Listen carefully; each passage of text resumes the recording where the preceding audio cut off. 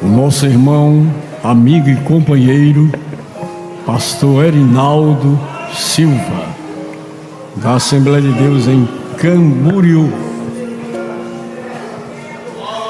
E ele com a oportunidade de nos ministrar uma palavra da parte de Deus. Meus irmãos, a paz do Senhor. Abra sua Bíblia no Salmo 92 e apenas o verso 10. Livro dos Salmos 92, o verso 10. Salmo 92, 10. Tu aumentastes a minha força como a do boi selvagem e derramaste sobre mim óleo novo. Para memorizar, você diz comigo: óleo novo. Dá para melhorar? Óleo novo. Muito obrigado. Meus irmãos, o escritor do Salmo 92, ele é um escritor anônimo. Nós temos 150 salmos e 49 são anônimos. Qual era a função de um salmista anônimo? Qual era a ideia dele escrever uma poesia, uma canção, uma mensagem profética e não se identificar? Existem algumas possibilidades. Primeiro, existiam aqueles salmistas que salmodiavam a Deus, que cantavam algumas canções, que eles não estavam preocupados com a sua reputação, ou seja, com que as pessoas ficassem sabendo que ele era o escritor daquela poesia. E essa é uma possibilidade.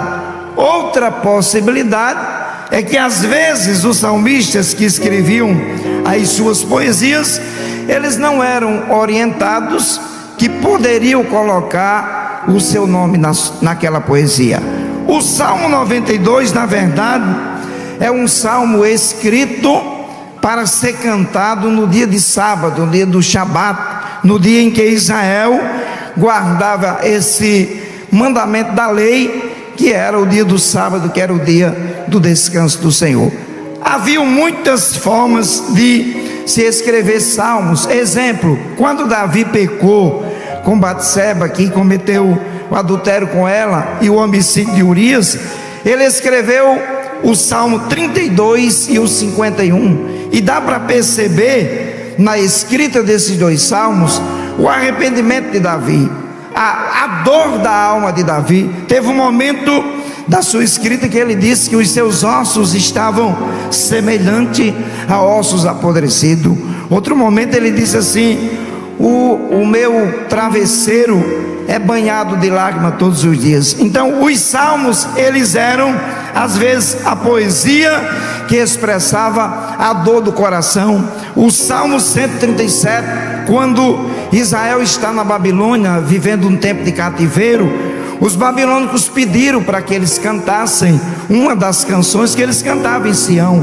Porém, os judeus que foram levados cativos, eles tinham pendurado as suas harpas nos salgueiros, em umas aves que havia na Babilônia.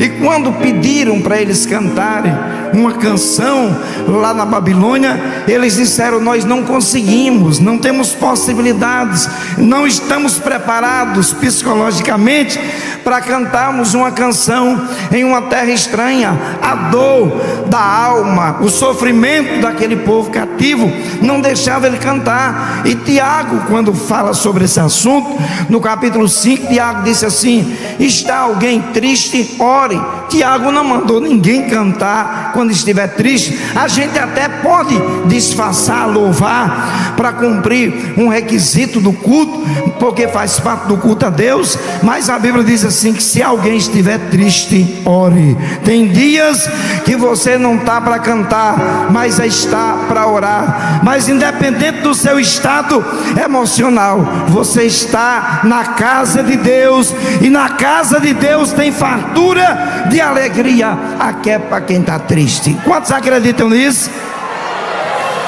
E voltando aqui ao Salmo 92, eu estudei esse salmo, eu refleti em todos os versos desse salmo, Mas me chamou muito a atenção a frase usada por esse escritor, aqui no verso 10, ele fala de duas coisas. Primeiro, companheiros, o salmista diz assim: dai-me a força de um boi selvagem, e me unja com óleo fresco ou óleo novo. E eu fui procurar entender porque esse homem pediu a força de um boi selvagem. Primeiro, ele conhecia a lei de Moisés, porque na lei de Moisés, no capítulo 24 de Números, versículo 8, o texto diz que Deus tirou Israel do Egito na força de um boi selvagem.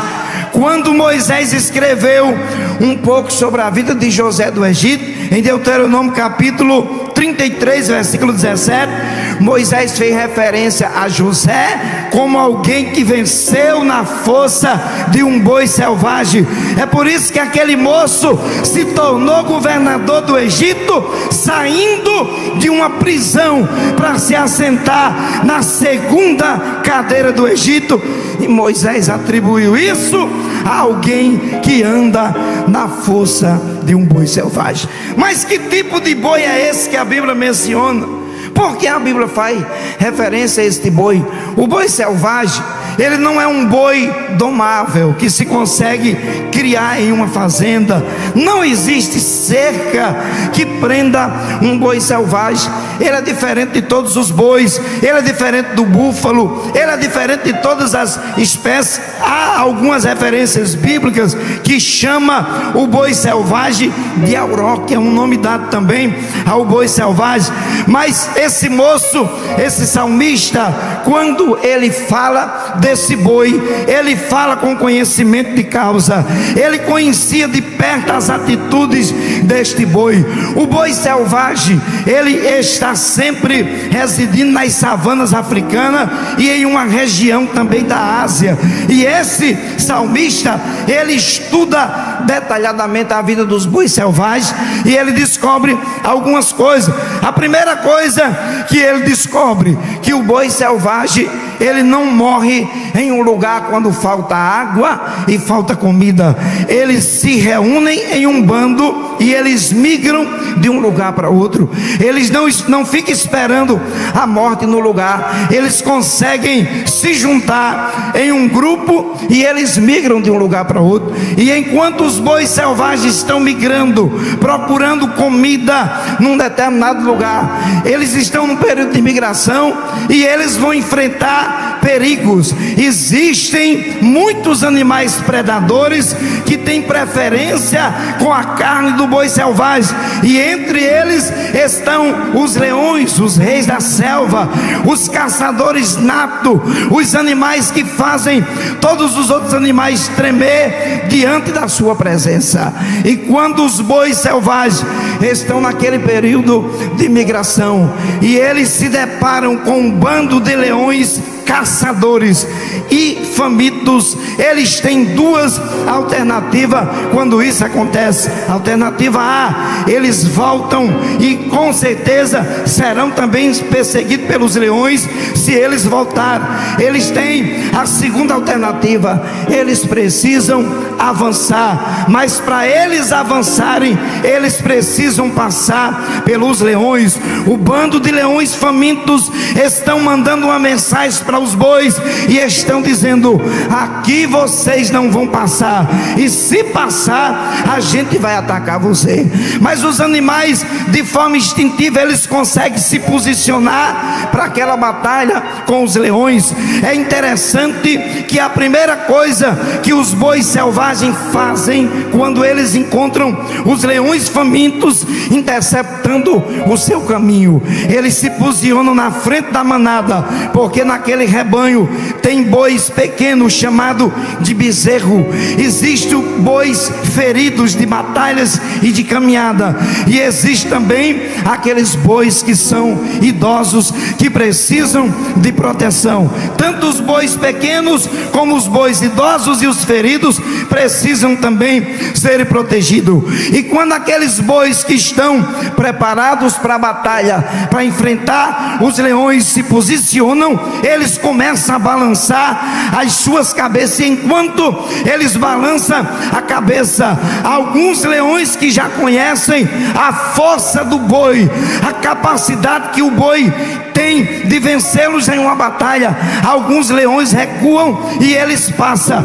Porém, não são todas as vezes que isso acontece. Algumas vezes, quando os bois selvagens se posicionam e começam a balançar as suas respectivas cabeças, dizendo para os leões: nós vamos passar, nós vamos avançar, e os leões não batem em retirada, começa agora uma batalha terrível entre os bois selvagens e aqueles leões. Mas é interessante que quando os bois selvagens percebem que os leões não vão arredar do caminho, não vão bater em retirada, aqueles bois que estão na frente do rebanho posicionado, balançando a cabeça para os leões, dizendo: nós vamos passar, eles mudam a estratégia. E esse salmista, ele percebe cada detalhe daquilo que acontecia nessas batalhas, e o posicionamento muda dos bois selvagens. Agora eles não ficam mais só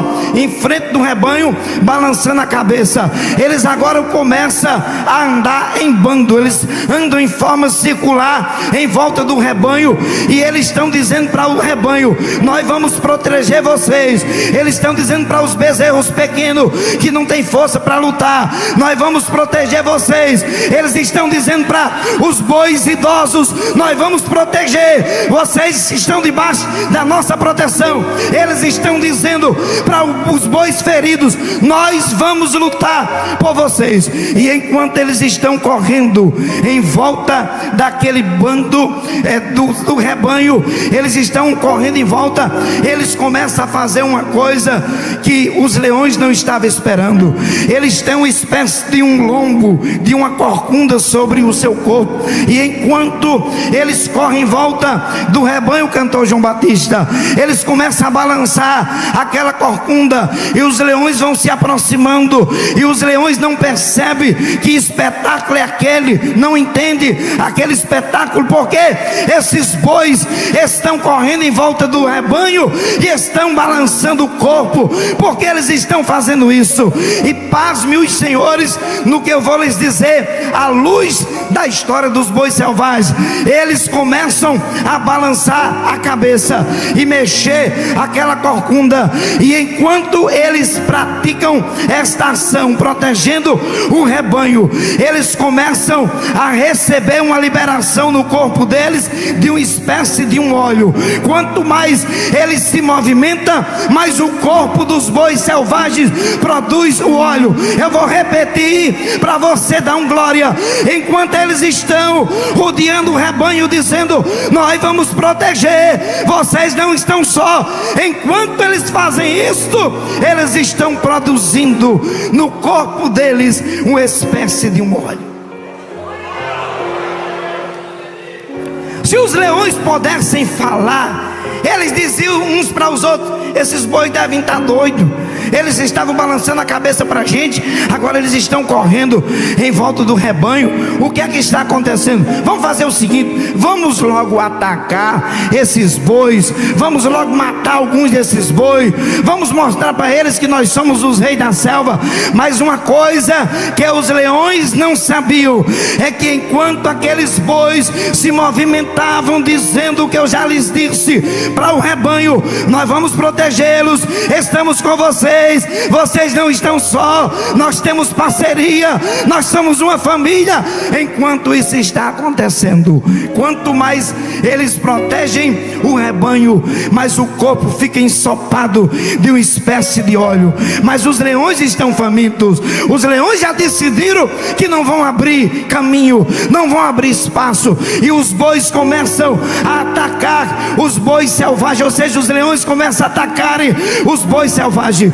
e na proporção que eles começam o ataque, eles vão se aproximando e eles começam a pular sobre o corpo dos bois selvagens e começa uma batalha. Alguns daqueles leões começam a receberem algumas chifradas dos bois. Os bois usam a força do chifre para defender, mas quando a força do chifre do boi não funciona, não é suficiente, acontece uma coisa que deixa os leões espantados sem entender. Quando os leões pulam sobre o corpo dos bois para tentar cravar as garras no corpo do boi, o óleo que está sobre o corpo dos bois, já tem gente entendendo, o óleo produzido enquanto eles diziam para os fracos e para os necessitados: nós vamos lhe proteger. Enquanto eles praticam tal atitude de ajudar os bois necessitados, aquele óleo está sendo produzido e os leões não conseguem cravar as suas garras sobre o corpo dos respectivos bois e começam a bater em retirada. Os bois começam a desistir, ou seja, os leões começam a desistir da batalha, porque eles não entendem. As garras são afiadas, as garras são preparadas, são criaturas que conseguem cravar as suas garras em todos os animais, mas agora os animais chamados de bois selvagens estão protegidos por um óleo que dava a eles uma proteção diferenciada. Nenhum outro animal, à luz da ciência que estuda os animais, consegue descobrir outro animal igual o boi selvagem que consegue produzir este óleo. E daqui a pouco os leões começam a bater em retirada. Se os leões pudessem falar uns para com os outros, saíam em retirada e diziam: tu viu que as minhas garras não conseguiu cravar no boi? Você viu que tinha um negócio semelhante a óleo no corpo do boi? E eles vão em retirada e os bois prosseguem a sua migração.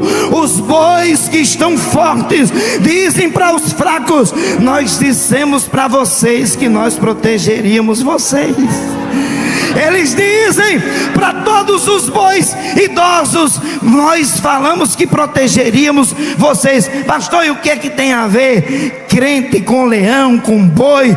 Eu não estou entendendo nada. Eu estou fazendo uma exegese do texto para fazer aqui de forma rápida e objetiva algumas explicações. Falar de óleo para crente pentecostal batizado com o Espírito Santo é fazer ele entender que óleo, presença de Deus, unção de Deus é necessário para a vida dele, porque se faltar óleo, falta alegria de Deus, porque o Espírito de Deus nos dá alegria e ele é o óleo de Deus na vida da gente.